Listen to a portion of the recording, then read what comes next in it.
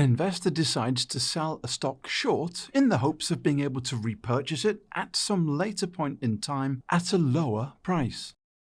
In order to make delivery of the stock, investor A will need to actually have shares for delivery, so their broker will need to borrow stock from internal inventory or another broker. Brokers keep a list of available inventories on what is called a box list. Brokers populate the availability list through their own available clients, shares from other brokers, and from large institutions. Internal broker availability is derived from clients that purchase stock on margin and fully paid shares made available via the Stock Yield Enhancement Program. Investor A, having found a source to borrow the shares, executes a short sale transaction on trade date or T. Most major equity markets have a 2-day settlement period, i.e., the actual exchange of shares versus cash occurs on T+2, 2 business days after trade date. Settlement date is sometimes also referred to as S.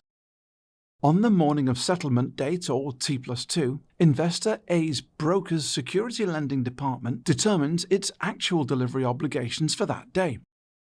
They consult their own availability list, and if inventory is not available for internal borrowing, they consult the availability lists of other brokers.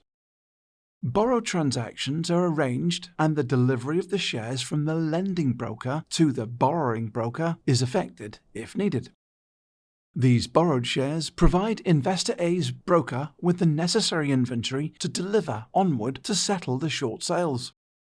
It is important to understand that there will be situations where a given stock appears to be borrowable on T, but in the intervening 2 days, that availability changes such that on T+2, it is no longer borrowable.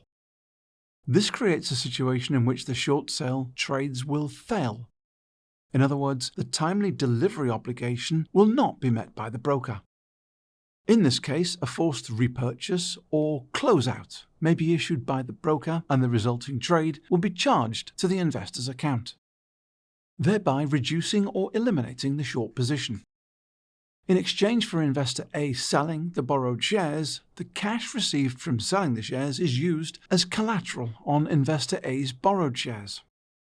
Investor A's broker invests the cash collateral and uses a portion of the interest to pay administration fees and stock borrowing fees.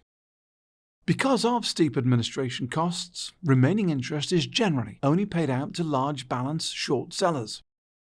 In certain hard-to-borrow cases, borrowing fees are so high, greater than the interest earned, that the short seller needs to pay for the privilege of borrowing stocks. Any dividend earned during the term of the stock borrow will be paid to the borrower, Investor B, who holds the borrowed shares.